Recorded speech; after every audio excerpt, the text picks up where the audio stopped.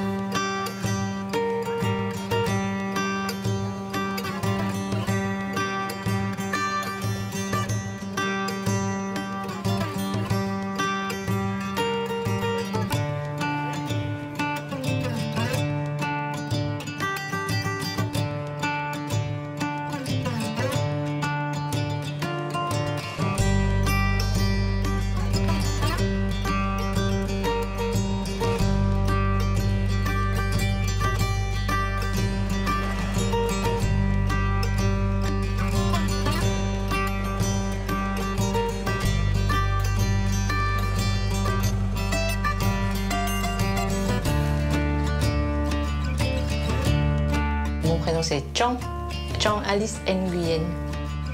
Quand j'étais petite, j'ai essayé tous les sports possibles. Parce que j'adore le sport, là, à la fois le foot, volleyball, handball, tout. J'ai tout essayé et finalement j'ai choisi le plume foot parce que je suis un peu plus à l'aise avec les pieds. J'aime bien les arts martiaux, mais j'aime pas me faire mal ou faire mal aux autres. Dans le plume foot, vous voyez, il y a deux styles. Un style, ce qu'on appelle freestyle, c'est tout le monde peut jouer dans le cercle, il n'y a pas de règles. Et un style compétition qui a été créé vers les années 70. Donc ça ressemble un petit peu au volleyball. Vous tapez avec la main, mais non, là, vous tapez avec les pieds. Et le filet, il fait 1,50 m pour les filles et 1,60 m pour les garçons. Donc, il faut quand même avoir un peu de souplesse.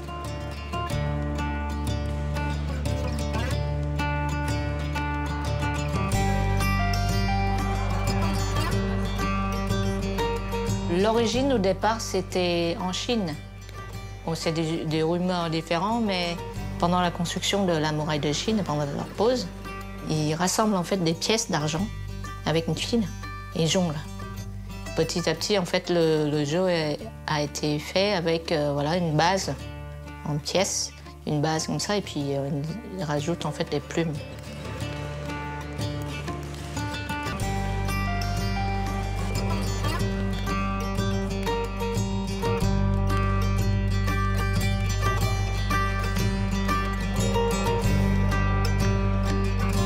Au Vietnam, c'est un sport national. Et donc du coup, quand j'étais petite à l'école, dès qu'il y a une pause, tous les enfants sortent et on joue plume foot dans le terrain. Donc 100% des Vietnamiens, enfin ma génération, connaissent ce jeu, 100%. Ensuite, vers l'âge de 11 ans, je suis partie dans un club qui a des plume foot compétitions. Donc, entre 11 ans et 17 ans, là, c'est 100% plume foot. Je ne connais plus d'autre chose. Mais bon, ma mère, elle me dit, si tu ne fais pas partie des 5 premier dans la classe, tu joues pas plume foot. Donc du coup, mon époque, c'était... Je faisais des études pour en fait aller jouer à mon sport préféré.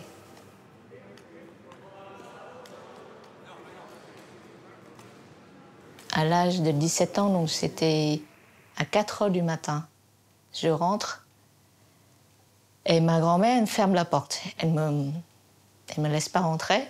Elle me dit, tu choisis entre le sport et les études. À 4 heures du matin, comme ça. Bon, après, ma mère a balancé les clés pour que je puisse rentrer.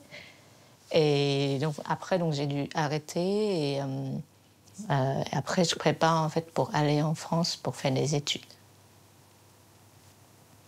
Donc ça, voilà, c'est un chapitre où ça ferme en fait ma passion de plume foot pendant quelques années. Et après, voilà, je pars à Paris pour travailler. Parce que quand même, Paris, c'est une ville qui a beaucoup d'opportunités, surtout pour les étrangers. Donc j'ai travaillé 16 heures par jour, pas 8 heures par jour, 16 heures par jour pour passer toutes ces années des études. J'ai dû apprendre comment, voilà, le couteau fourchette, je coupe un morceau de viande et ça jusqu'à la table à côté, je suis désolée.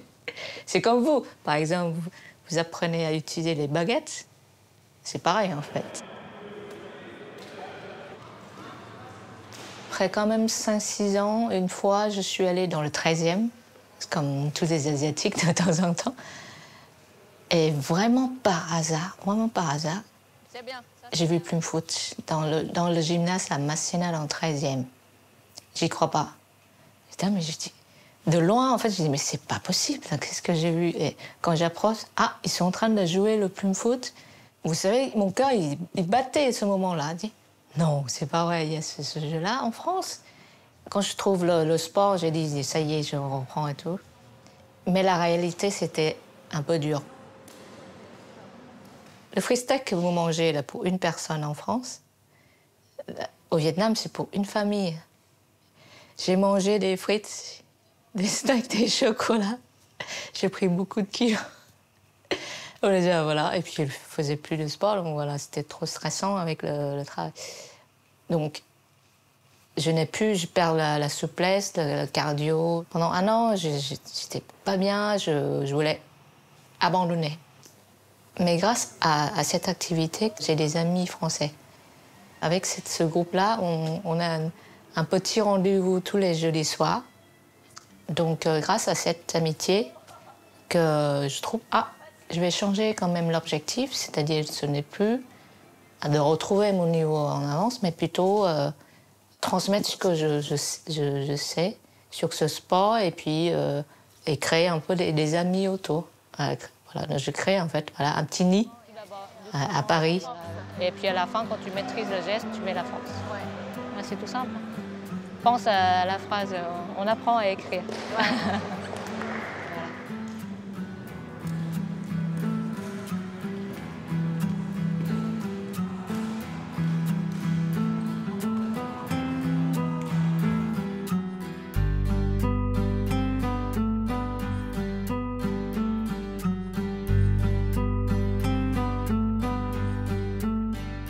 Là c'est mon petit souvenir de ma vie. Donc mon père, ma mère et mon frère. Voilà. Donc c'est moi quand j'étais petite.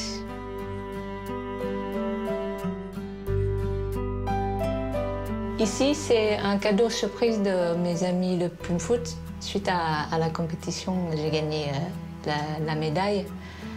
En fait, c'est une photo qu'on appelle un point. J'ai une technique qui me permet en fait de déstresser, parce qu'il faut 21 pour gagner. Donc, quand on arrive à 20, on peut stresser. Et si je dis, bon, il me reste 3 points, 2 points, 1 point, ça me donne moins de stress. Et là, c'était avant gagner le match demi-finale. C'est plus important de la Coupe du Monde pour moi. Voilà, 1 point. Qui est très important, c'est peut changer aussi votre vie si on perd, hein, mais voilà. En fait, la France a présenté pour organiser la Coupe du Monde en 2019. On a préparé le projet pendant 1 an. En même temps, il y a aussi une équipe de France qui se prépare. Du coup, j'ai dit, bon, ok, je joue parce que bon, c'est ma dernière compétition.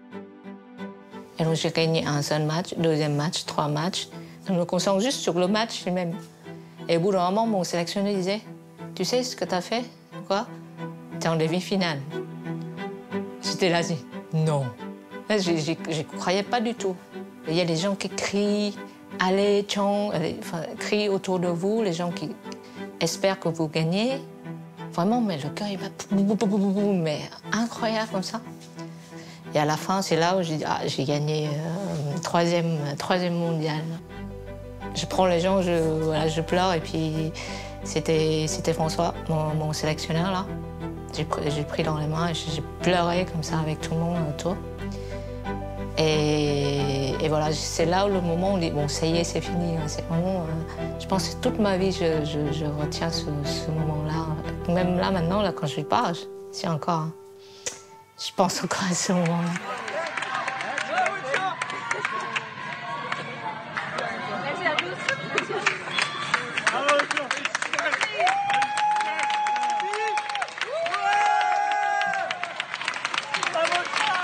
C'était mon dernier match de ma vie.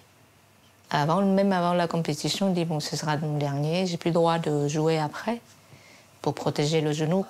Mais suite à ça, en fait, ça m'a permis de confirmer en fait, une place dans la société. Et puis, ok, voilà, je parle pas bien français comme les autres, mais j'ai fait quelque chose aussi réussi dans la vie.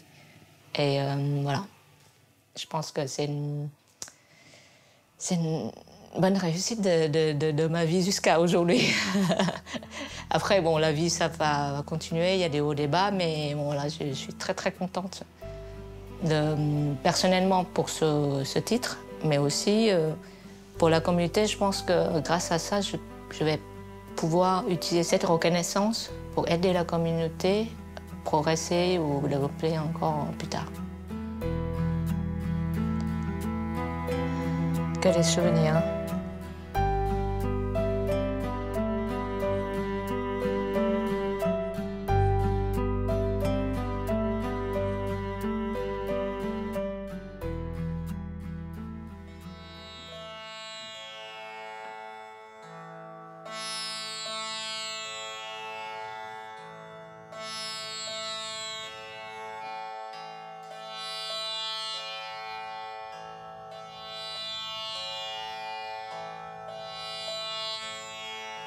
Mate Malaya Dwaja Pandya Sanjate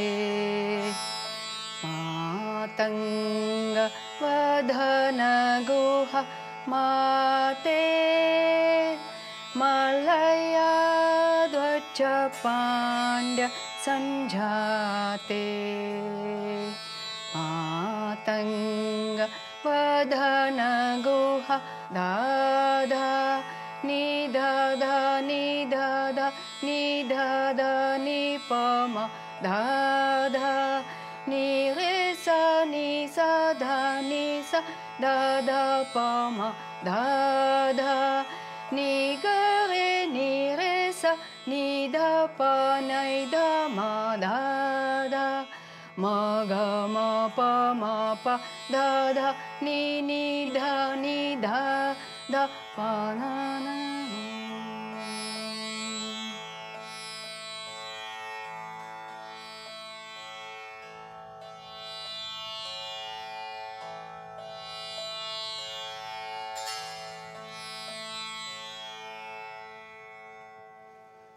Je m'appelle Jyotika Rao. Je suis professeure de Bharatanatyam à Paris. La danse Bharatanatyam est très très ancienne, a une origine très très ancienne. Elle est née dans les temples. La danse était une offrande pour les dieux. Donc c'était pas du tout le système qu'il y a maintenant. Ce n'est plus un rituel religieux, mais ça va être un rituel artistique. Une lumière, ligne droite, et regarde. d'accord? Oh, d'accord? C'est pas juste... c'est illuminé. La lumière, la salle est noire et soudainement quelqu'un a allumé et... d'accord? Faites-moi ça. Ta, ta, ka. Vigna dvanta divakara pravila satkanta prabho vandita Shri Velayuta Vanchitarte. L'important, c'est que ces histoires qu'on va vous raconter et cette danse qu'on va vous faire doit susciter chez vous une émotion, un état d'appréciation qui s'appelle le rasa. Soit vous allez beaucoup aimer, vous allez beaucoup... ou soit vous allez vous ennuyer, ou... Voilà, mais ça, c'est le rasa. Et ça, c'est ça qui est très important entre l'artiste et le public. De rendre hommage, se faire ce geste respectueux, toucher par terre, toucher les yeux. On salue les dieux, celui qui vous enseigne et ceux qui nous regardent. Ki, ta, ka, tai, tai, tai, dit, tai. Il y a beaucoup de dieux, beaucoup de dieux en Inde. Tout est un dieu. Je ne vais pas dire que je crois en ces dieux.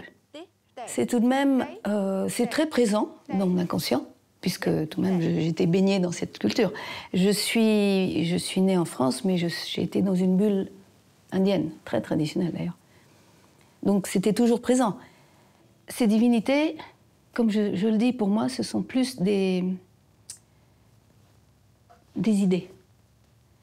Donc Shiva, par exemple, Shiva va exprimer la force, l'énergie. Mais c'est vrai que instinctivement, par exemple, je vais enseigner toujours aux enfants quelque chose sur Ganesh, pour commencer. C'est vrai. Vous voyez, donc là, c'est tout mon inconscient, je crois. Les dieux sont avec moi dans mon inconscient, ça doit être ça. Qui peut me faire le sage qui médite? Il ferme ses yeux, il réfléchit, c'est en effet Shiva.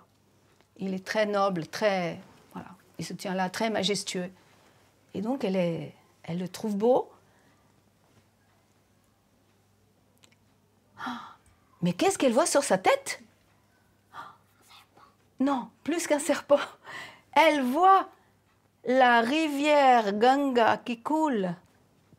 Et Meenakshi est jalouse. Non. Mais en fait, elle le trouve très beau. Et donc, elle reprend son oiseau et elle décide qu'elle l'aime. Voilà l'histoire. Est-ce que vous avez compris l'histoire? Un peu? Oui. Oui? Donc, c'est la déesse aux yeux en forme de poisson. Elle a des magnifiques yeux et elle est très, très belle. D'accord? Meenakshi, c'est non seulement donc le nom de la déesse Parvati, qui a donc aussi Meenakshi, mais c'est aussi le nom de mon premier gourou, qui s'appelait Meenakshi. Un gourou, c'est très important. Un gourou, c'est non seulement celui qui va vous enseigner, mais je sais pas, c'est qui va vous guider, qui va être présent dans vos façons d'être. En fait, toute petite, j'ai eu la chance d'aller à Rishi Valley School. C'est près de Bangalore, au sud de l'Inde.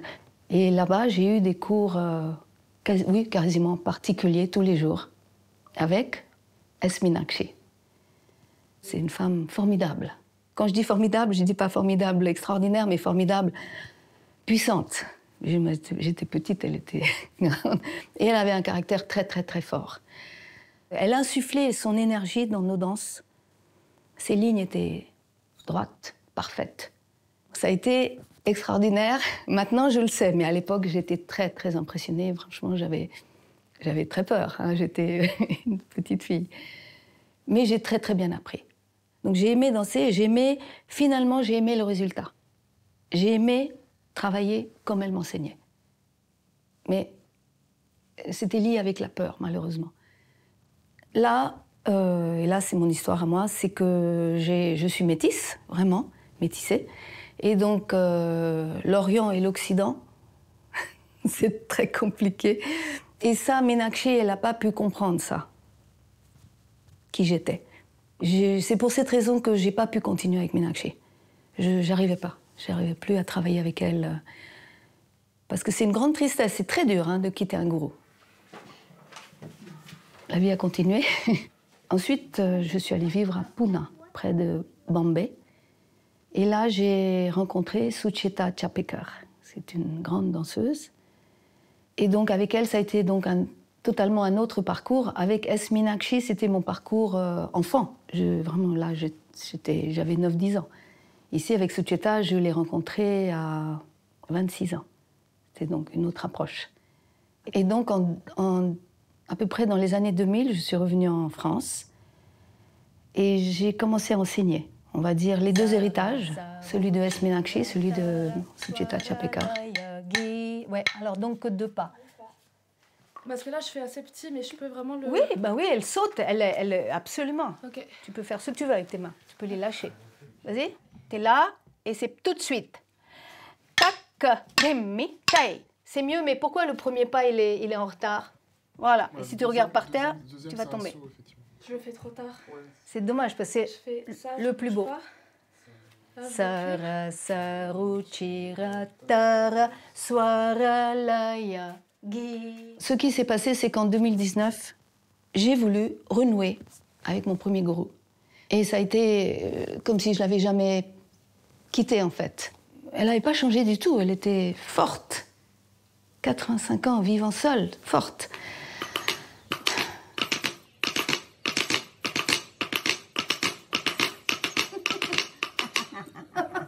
Very good, very good. J'avoue une chose, il y a quelque chose que j'aime beaucoup, beaucoup faire, c'est inventer. Donc en la voyant, je lui ai dit, écoute, dis-moi quelque chose sur... Dis-moi le nom d'une danse et allez, je vais la chorégraphier. Donne-moi des idées. Et elle m'a parlé de ce Daruvarnam. Elle m'a dit, ben voilà, cette danse-là, tu peux la... Invente-la, c'est facile. In 2 colors. Da da ni da ni da ni da ni pa ma da ni re sa ni sa da pa ma da sakala kala ni puna chatura da ni re. J'ai dit d'accord, je le fais. Tu le fais. Et ce qui est arrivé malheureusement, Meenakshi a disparu. Donc vraiment, c'est extraordinaire que j'ai pu la rencontrer avant. Je l'ai rencontrée tout de même avec un espace de 40 ans est passé sans que je la voie. Donc là que je la vois, c'était très bien. Donc c'est pour ça que cette danse me touche beaucoup.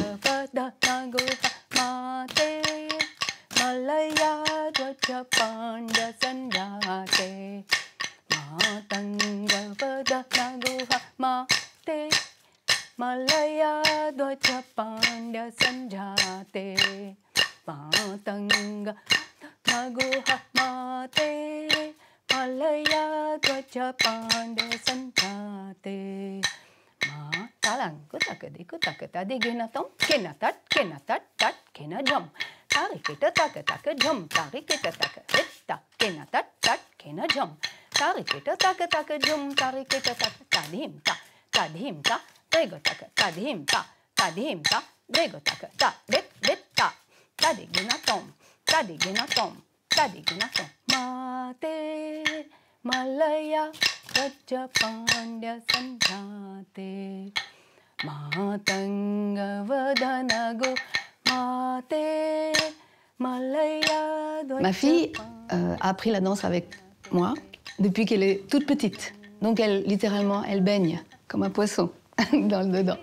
J'ai absolument voulu qu'elle apprenne ça, cette danse qui me vient de Meenakshi et que j'ai inventée et qui est très personnelle et c'est vraiment mon héritage que je lui donne.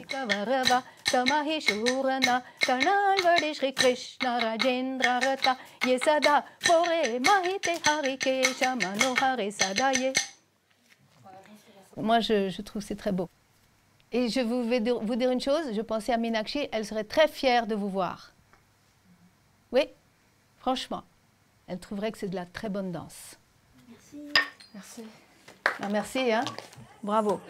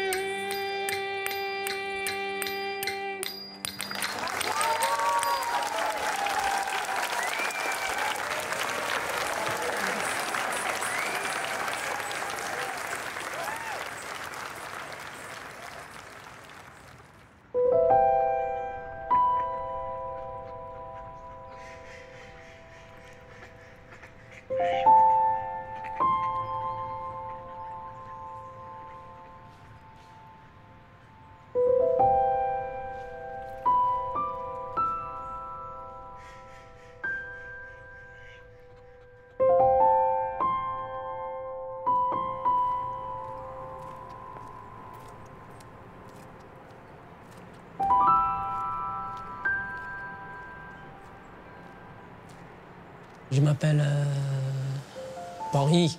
Je donnais des cours de la peinture et la calligraphie à Paris.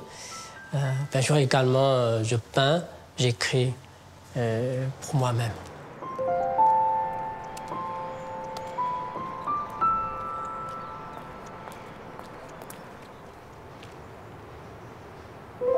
Dans la peinture chinoise, on a 3 sujets principaux. 1, c'est des paysages, et 2, c'est des fleurs et oiseaux, et 3, c'est des personnes. Dans le parc de Bercy, ça m'intéresse, c'est le paysage. Donc, j'ai choisi cela, c'est le premier plan dans ma peinture.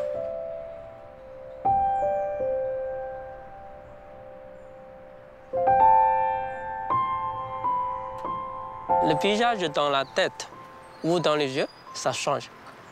Ça veut dire que c'est un paysage dans mon cœur. C'est pas ce qu'on voit. C'est pas pareil qu'une photo. Je peux simplifier, mais je peux rajouter plein de détails.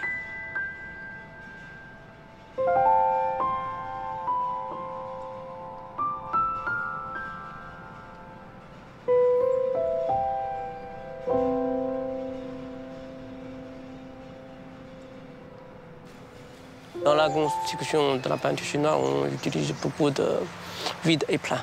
Ça, c'est des forêts d'arbres qui occupent plein de vide. La construction, c'est vraiment chinois, traditionnel. Mais le paysage, c'est le Bercy, le parc de Bercy.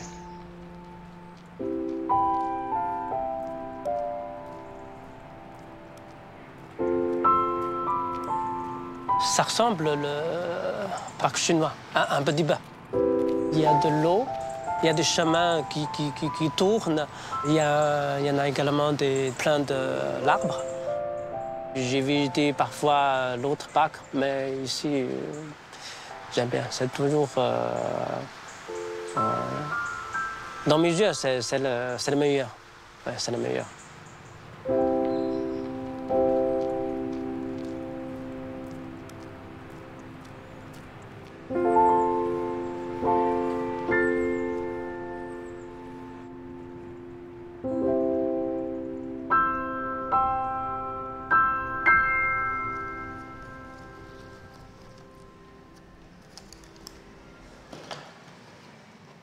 Sur le mur de ma maison, il y a des peintures de mon père.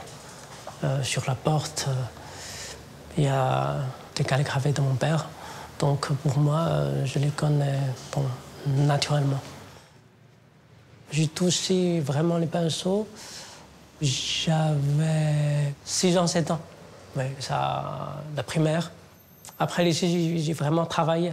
J'ai un enseignant dans l'éducation nationale.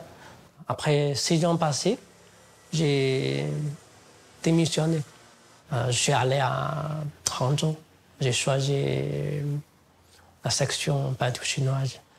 Donc également, je pratique la calligraphie jusqu'à aujourd'hui. Avant de peindre, je frotte le bâton d'encre pour fabriquer un petit peu d'encre.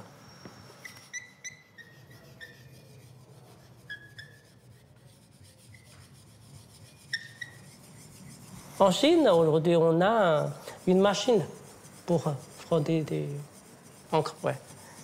Si on a une grande format, par exemple, surtout la calligraphie, bon, si les personnes qui frottaient le bâton d'encre, non, là, c'est trop fatigant. On a besoin d'une machine.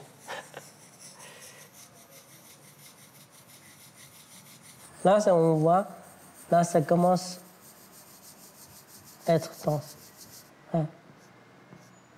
C'est comme ça.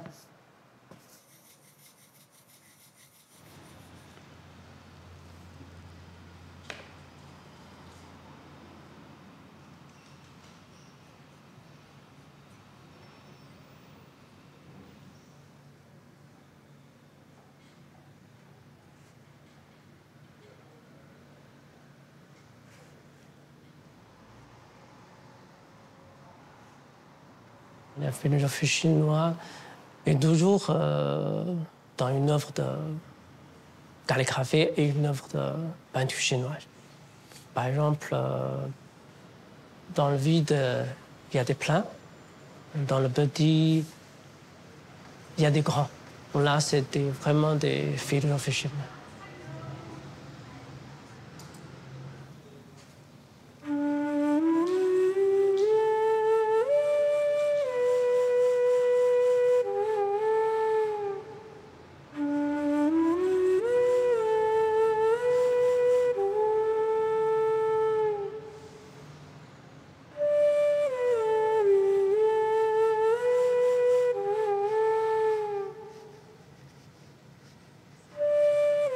En fait, je suis venu à Paris grâce à ma femme. Elle est née en Chine. Elle a passé ses études en Belgique. Et après, sa famille a déménagé à Paris. On a habité à Hangzhou pendant 3 ans. Mais elle préfère retourner à Paris. Donc, moi, je n'ai pas de choix.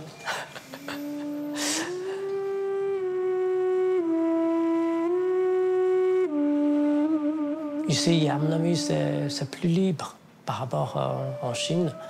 Donc, pour l'art, pour mes passions, je pense que c'est idéal.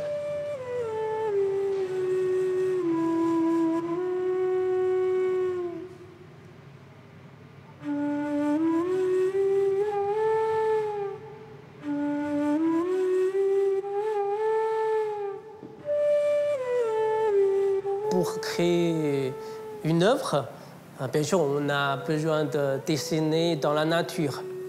Et on crée plusieurs peintures et après, on choisit une pour signer et pour imprimer le sceau.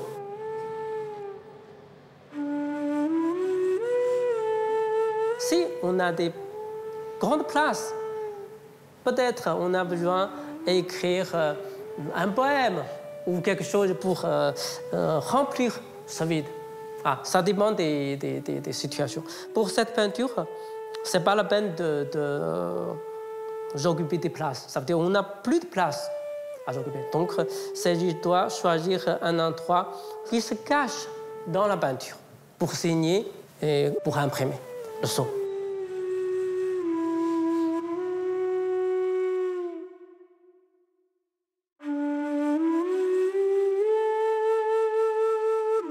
Un seau, c'est un nom, c'est mon nom, et un autre seau, c'est un prénom. J'ai choisi finalement signer, et par exemple ici. Ça veut dire que je cache la signature et le sceau dans la peinture. Cela, c'est la pâte à imprimer un sceau. Ouais. Généralement, on choisit la couleur rouge. On a besoin de rouge pour ressortir un petit peu de la peinture. C'est pour équilibrer l'encre, mais également les gens quel endroit on imprimé un sceau, ça aussi, c'est pour équilibrer la construction, la composition de la peinture.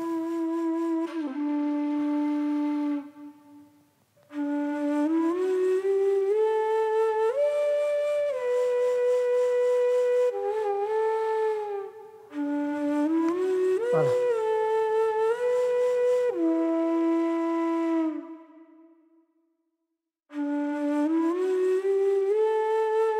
Ici, à Paris, la majorité, c'est des élèves français. J'ai différents niveaux dans ma classe. Il y a des débutants, mais après, il y a pas mal d'élèves qui, avant d'apprendre la peinture chinoise, qui a déjà assez de base, par exemple, qui a déjà peint la peinture à l'huile, aquarelle ou des dessins. Donc, c'est varié. 第二横到这儿，第二横不要超出它来，或者第一横不能超过这里来。第二个字就可以夸张一下，非常小，哎，对，这样是会。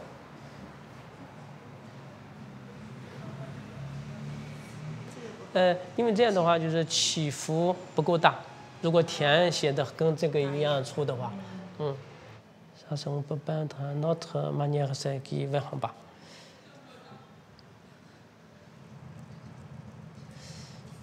Ici aussi. Parfois, elle me posait des questions. Ah, ces questions, j'ai jamais réfléchi à ces questions. Ah, comment répondre? J'ai réfléchi, je dois ressortir. Et après, je regarde un peu plus loin la calligraphie et la peinture. Et après, je peux leur répondre. 我可以就是说，比如说我记3个字，我就不看帖子了，我写3个字，哎，写完以后我再对比一下跟帖子们，这个是我觉得是很有。Heureusement, je peux vivre de ma passion. Ah, heureusement, je pense que c'est ma voie. Bon, c'était très intéressant, merci beaucoup. Merci beaucoup, c'est moi. Et Didi, est-ce que vous avez déjà signé votre... Est-ce que vous avez un prénom chinois? Non, j'en ai pas. Pour l'instant, j'en ai pas. Mais pour la signature, c'est mieux que écrire avec les caractères chinois. Ah ouais. Je vais essayer de trouver un nom chinois pour vous.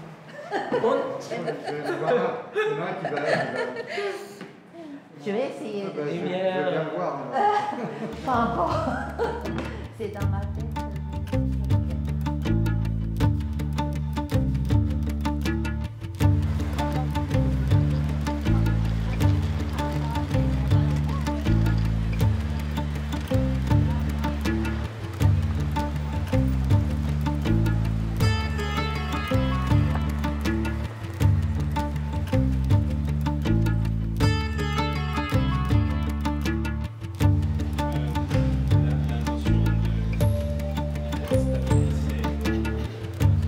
Je m'appelle Turgay Yeşil Altay, je suis turc, je suis né à Istanbul.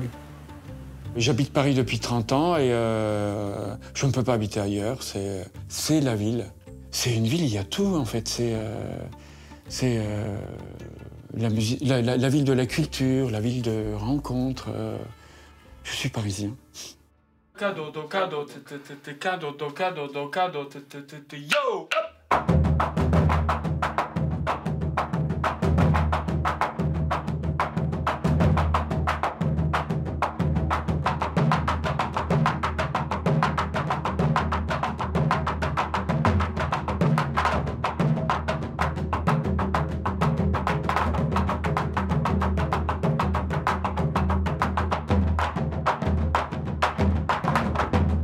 la culture japonaise m'a attiré. Et un jour, j'ai vu un concert de taiko.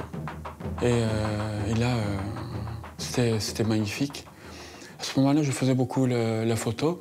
J'ai tout abandonné et je commence à faire taiko toute la journée.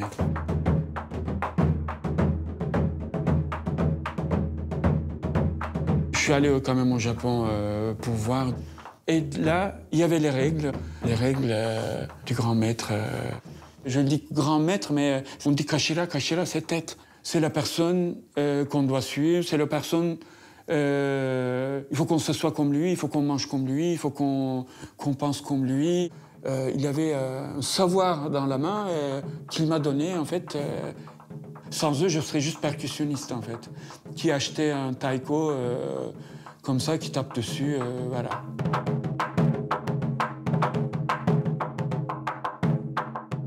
J'ai eu l'impression que j'avais appris quelque chose et voilà, j'ai essayé de dire voilà, venez au Japon, j'ai vu ça, ils font comme ça et il commence à y avoir des gens en fait autour de moi.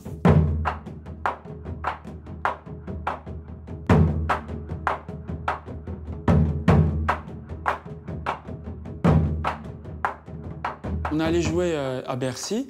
Ils ont demandé en fait, c'est quoi le nom de votre groupe? Et j'avais quelques personnes en fait.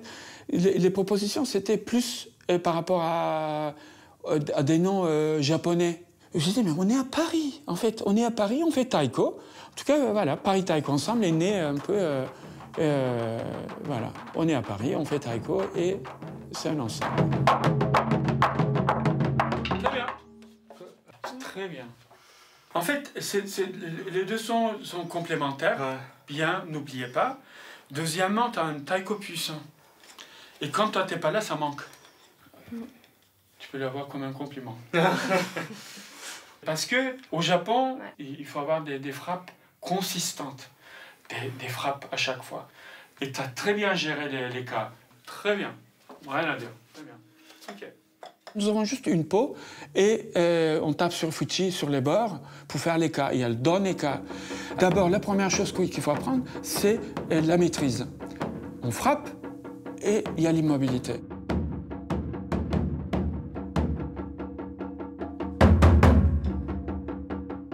Nous devons créer, en fait, sur juste une seule peau, plusieurs gammes de sons. À partir de là, on peut enrichir, on peut faire de la musique. Ça veut dire qu'il ne faut pas tout le temps taper fort, da. Et nous, naturellement, nous avons besoin des vallées, des montagnes, la mer, les vagues. Et des petites rivières, des gouttes d'eau, en fait, c'est ça, voilà. On essaie de donner, en fait, tout ça, toutes ces images, naturellement, c'est très imagé, avec une peau, voilà.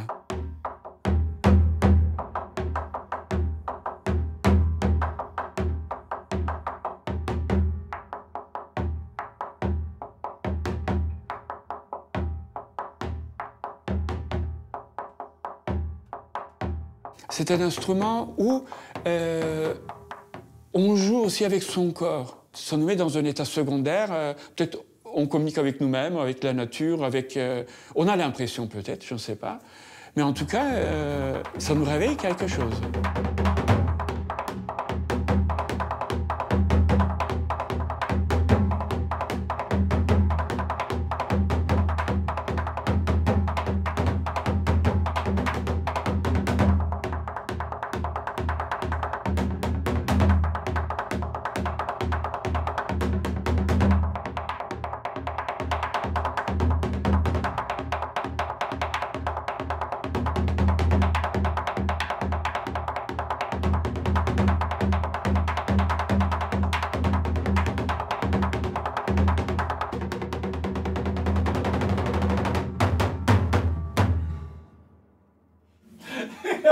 Très bien.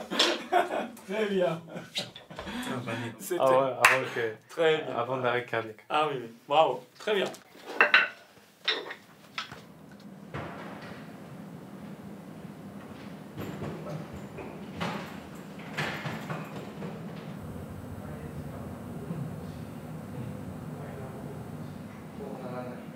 Il y a différents types de taiko. D'abord, on a tous le même type. En fait, ça veut dire qu'on commence par Chudaiko Et il faut savoir jouer tous les morceaux sur celui-là. À partir de là, on passe au shimé, qui demande beaucoup de précision. Il a un son plus aigu que les autres instruments. Et ça ajoute quelque chose qui est très porteur, en fait. Sinon, il y a Odaiko, qui est le grand taiko. C'est l'instrument qui demande une présence.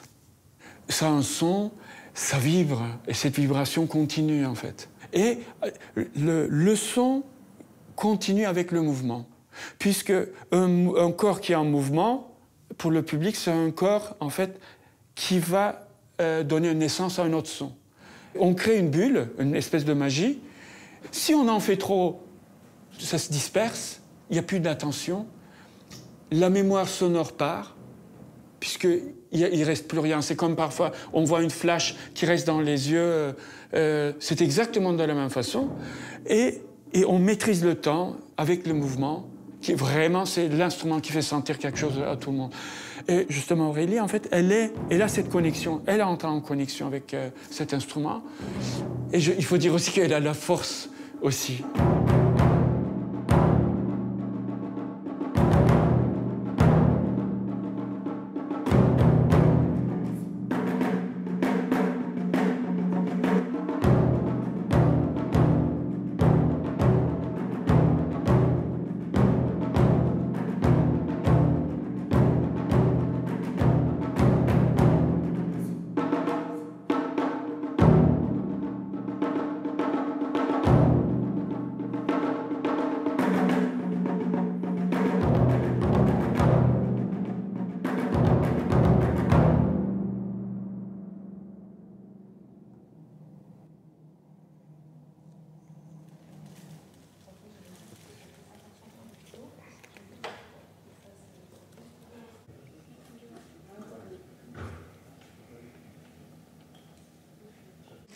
Taiko n'est pas une percussion. Comme la plupart des arts japonais, c'est une hygiène de vie, en fait. C'est un style de vie. Il faut répéter, répéter, répéter, répéter, répéter. Chaque jour, chaque jour, chaque jour. Il faut pas... En fait, le but, c'est d'avoir l'esprit de débutant. En fait, il faut jamais dire que je connais. Il faut pas s'asseoir sur les acquis. Il faut tout le temps apprendre parce qu'en fait, il y a toujours quelque chose à apprendre. Et il y a quand même une espèce de philosophie, en fait, dedans. Parce que le fond, c'est pas de surfer sur les vagues, mais le but, c'est de plonger, en fait, dans la mer et aller toujours de plus profond et voir, en fait, ce qu'il y a dedans. Voilà, pour moi, c'est une espèce de renaissance.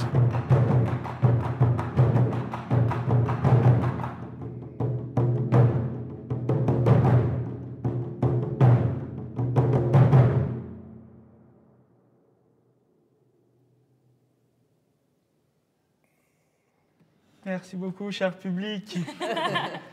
Merci encore. Qui va venir essayer un peu le taiko avec nous. Merci. Aujourd'hui, taiko, c'est ma vie. Ça me permet de rencontrer des gens, ça me permet de composer, ça me permet en fait de bien vivre. Voilà.